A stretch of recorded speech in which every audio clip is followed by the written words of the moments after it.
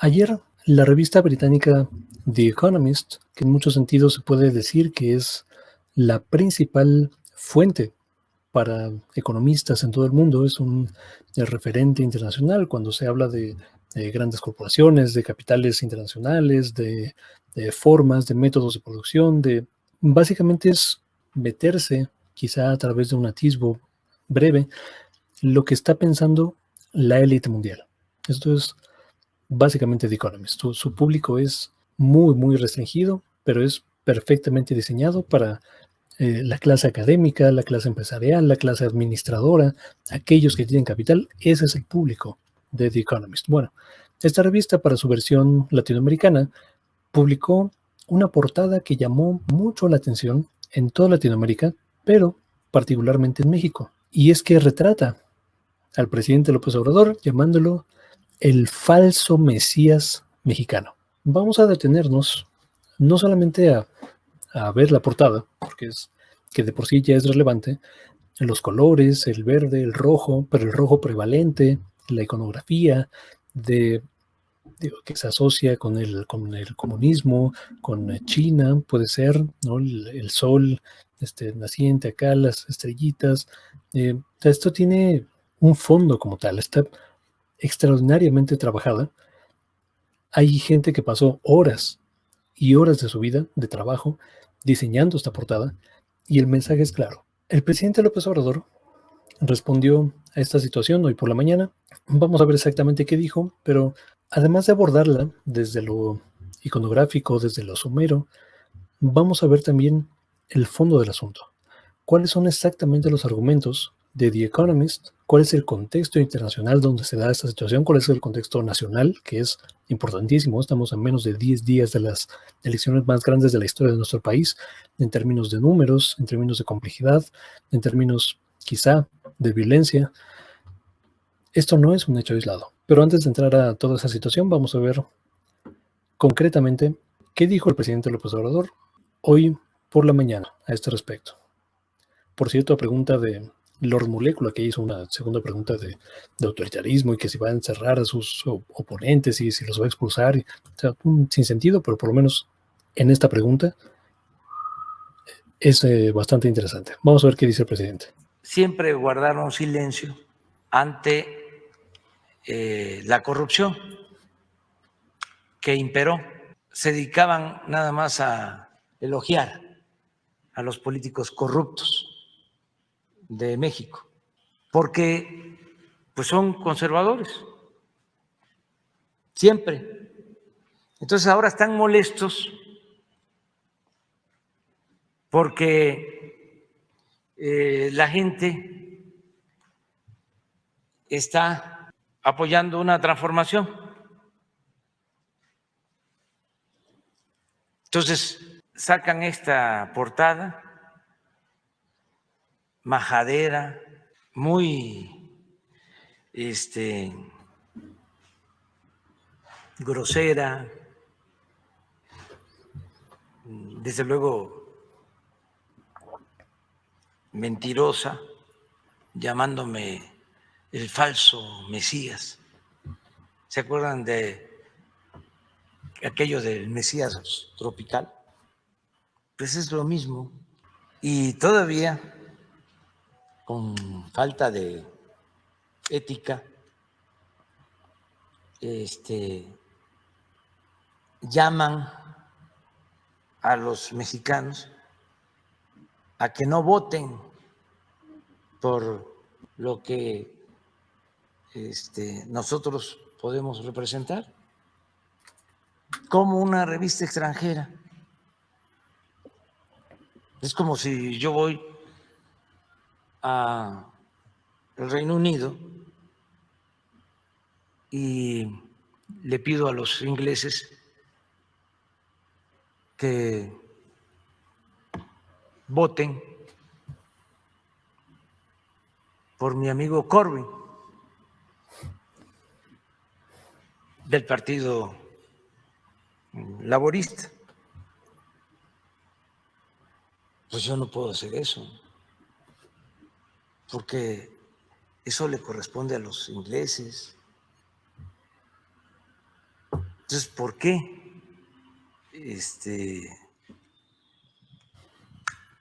no respetan ni siquiera las formas? Pues es un estado de ánimo, de mucho enojo, porque se están llevando a cabo los cambios en el país. Esto es lo que responde el presidente López Obrador ante la portada. Rescata esta cuestión del Mesías tropical porque es muy claro que usan exactamente el mismo tipo de lenguaje. Incluso dentro del artículo se rescata también la idea del peligro que representa López Obrador para la democracia. Además, el artículo está lleno de contradicciones. Vamos a ver algunas. Antes de eso, vamos a ver el contexto donde se da esta situación. Esto es un ejemplo de artículos de portadas que ha publicado The Economist en el pasado reciente. La primera, apoyando a Ricardo Anaya. Un artículo donde lo tratan con algodoncitos, con colchoncitos, que era completamente adulador, alzando la figura de Ricardo Anaya como la promesa joven de la política mexicana, como aquel salvador, una nueva cara, una cara distinta, una cara fresca, que podría de nuevo salvar a México.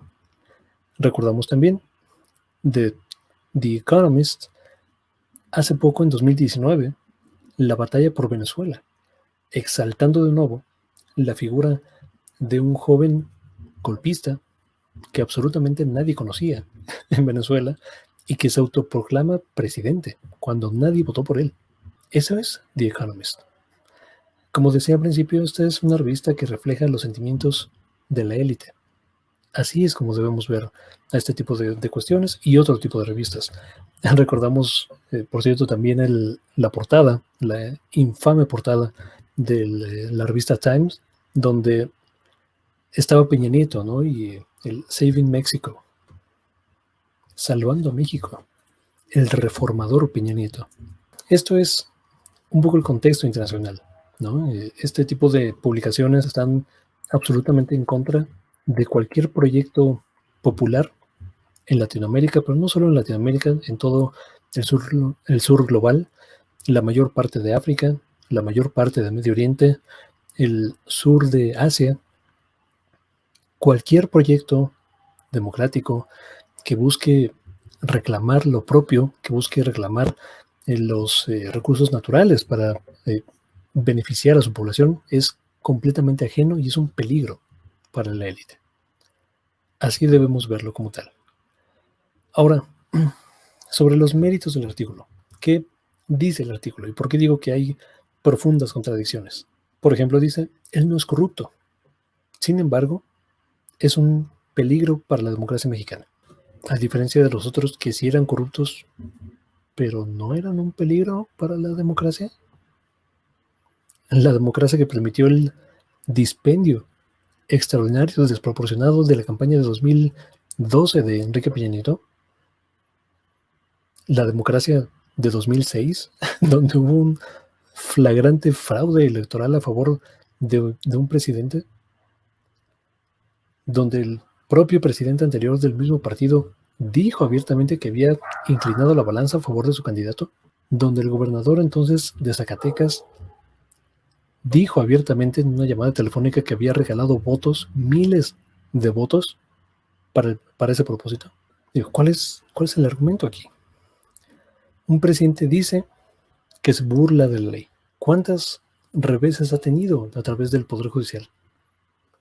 Digo, esto, por supuesto, habla de una quizá torpeza o falta de forma o falta de pericia al modificar las leyes, pero el decir que se está burlando de las leyes y que se está sobrepasando las leyes es francamente ridículo. O sea, el propio Tribunal Electoral acaba de dar reveses importantes respecto a las candidaturas de Morena, por ejemplo, del proyecto del presidente López Obrador. Lo dijimos aquí. Bueno, ataque contra las instituciones, contra los órganos autónomos. De nuevo hay que ver el contexto donde se crean los llamados órganos constitucionalmente autónomos. Y yo hablo del contexto porque sé el contexto y porque trabajé en uno de ellos. Estos órganos fueron diseñados en un contexto de apertura comercial del Tratado de Libre Comercio del 94 y sobre todo surgen en respuesta a un reclamo necesario, un reclamo de la sociedad sobre un vacío que el Estado no estaba cubriendo. Para decirlo de forma más concreta, se reclamaba que no había derechos humanos, que no se respetaban los derechos humanos en México. Se crea la Comisión Nacional de Derechos Humanos, sin uñas, sin dientes, sin capacidad realmente, más allá de emitir recomendaciones, de sancionar, sin capacidad ejecutiva, sin presupuesto suficiente para ejercer sus atribuciones, pero se crea, ahí está. Se roban elecciones en 88, híjole, hay un fraude electoral, vamos a crear el Instituto Federal Electoral. Ya, ahí está el Instituto Autónomo, y ahora sí nos lavamos las manos. Hubo otro fraude electoral enorme de proporciones gigantescas en 2006, ya lo reformamos y lo fortalecimos, le dimos más presupuesto incluso. Ya es el Instituto Nacional Electoral. Ahí está. Es así como funciona. O sea, ¿cuáles instituciones? ¿Cuándo hemos tenido instituciones no solamente fuertes, sino que respondan verdadera y profundamente a las necesidades de la sociedad? Jamás hemos tenido. Y por último, el tema de la reelección, el talking point de la reelección. Tiene prohibido buscarla, pero está tratando ilegalmente. Yo no sé cuál es la ilegalidad, si se está literalmente reformando una ley para esto, de extender el mandato de un juez amistoso de la Suprema Corte. Los críticos temen que quiera sentar un precedente para sí mismo. Se está, a través de este artículo, regurgitando todos los talking points de la oposición, del autoritarismo, de la venezuelización de la vida política mexicana, de la reelección, cuando no hay evidencia de que esto sea concreto. Quizá el único punto donde la oposición critica, y donde yo mismo critico, y aquí lo hemos dicho, lo seguimos diciendo, es la constante militarización del país. Eso sí es preocupante. No el hecho de que participen en cuestiones como la distribución de vacunas, por ejemplo. O sea, nadie tiene una mejor logística en México para esa escala de necesidad que se requiere como el ejército. Adelante, que participen. Construir puentes, construir caminos, construir obras de infraestructura. Ok, hay argumentos de corrupción, de transparencia, de rendición de cuentas donde podemos ver ese tipo de situaciones. Pero de ahí a que administren los recursos del aeropuerto, a que administren el negocio del Tren Maya, a que administren las aduanas, no solo otorgar seguridad, que eso ya era su facultad, de la Marina particularmente, sino administrar las aduanas, migración. ¿Qué caramba tiene que hacer el ejército en la migración? Eso es profundamente criticable y lo seguiremos haciendo en este espacio. Por último, vamos a ver la respuesta que emite el gobierno mexicano. De nuevo, esta es una respuesta formal del gobierno mexicano, del Estado mexicano, ante una revista. Francamente, no me encanta del todo que desde el gobierno se haga una publicación oficial para criticar un medio privado, como lo es The Economist. Pero entiende el contexto internacional, donde hay un claro intento de injerencia desde el exterior, particularmente desde esta revista, hacia un proceso legítimo, un proceso electoral en México, que de por sí ya tiene una fragilidad institucional e inherente de la que hay que protegerle de varios intereses. Entonces no abona, pues, porque abiertamente en el artículo se señala como la única opción viable, óptima, ¿no? Votar en contra del proyecto del presidente López Obrador. Entonces eso sí es injerencismo. Bueno, no vamos a leer todo, pero esto es lo que responde Marcelo Ebrard, de Relaciones Exteriores. Dice: señora editora, la edición no fue sensible a uno solo de los argumentos que planteamos. Por el contrario, a unos días de los comicios, esto es importante, unos días de los comicios en los que los mexicanos elegiremos libremente a nuestros representantes, su medio publica un par de artículos en los que se invita a votar en contra del presidente y su partido. La opinión y el llamado sorprenden, no solo por la posición ideológica de su medio, sino por su virulencia y fragilidad argumentativa. Cuidado. Detrás de estos pareciera permear una visión de que la mayoría de la sociedad mexicana, sobre todo la de menos recursos, está equivocada y apoya a quien no debe. La portada de hoy es la síntesis de la exasperación. Se sabe que los resultados de la elección, como ocurrió en 2008, no coincidirán con lo que ustedes desean.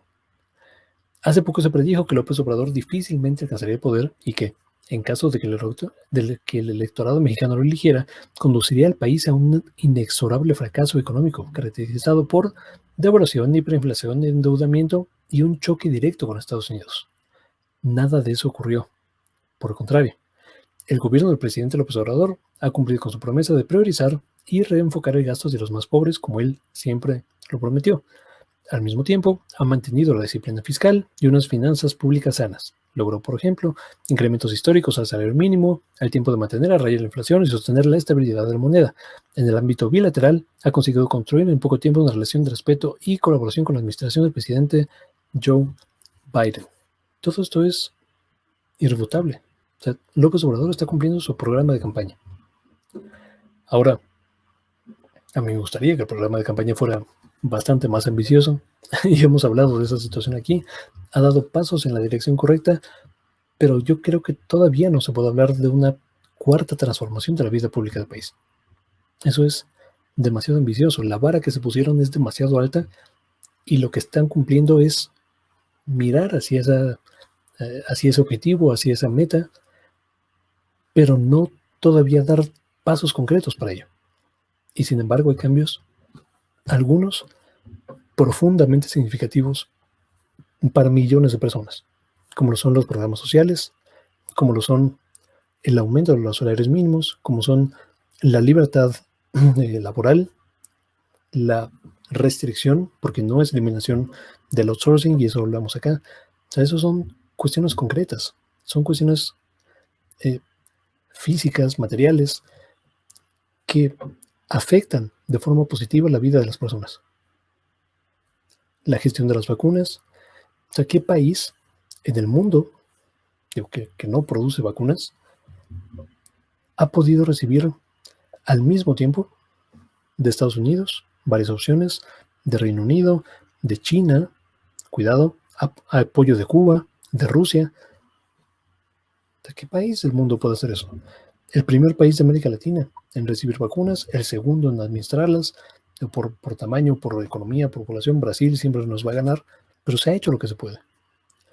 México, con 20 millones de dosis aplicadas, que puede no parecer mucho para el tiempo en el que se ha aplicado, pero seguimos en los más privilegiados en ese sentido. Y es por una gestión bastante congruente y bastante consistente con la realidad. La distribución no es igual, no es equitativa. No lo va a ser mientras sigamos en un sistema que privilegia las ganancias de unos pocos por encima de la salud de todos. Eso ya se sabe. Pero dentro del sistema, México ha navegado con bastante inteligencia, tanto así que se acaba de anunciar el inicio del registro para la vacunación de personas de 40 a 49 años. Vamos avanzando, pues. Y la gente lo reconoce. Voy a cerrar solamente haciendo una reflexión sobre el impacto que puede tener esta situación. Para mí, este artículo y esta publicación de The Economist significa solamente reforzar el pensamiento de la élite global y nacional sobre lo que significa la presidencia de López Obrador. Pero no me parece que vaya a cambiar un solo de los votos. Al contrario. O sea, si yo estuviera indeciso sobre si votar o no por el proyecto de Morena en las próximas elecciones, veo un ataque abierto internacional de la élite global y me dan más ganas de votar por ese proyecto. Porque sus objetivos, el mejor resultado para ellos es la peor pesadilla para nosotros. Que nos quede claro esa situación. Hasta que voy a dejar este comentario. Muchas gracias por ver. Muchas gracias por compartir. Muchas gracias por suscribirse y nos vemos hasta la próxima.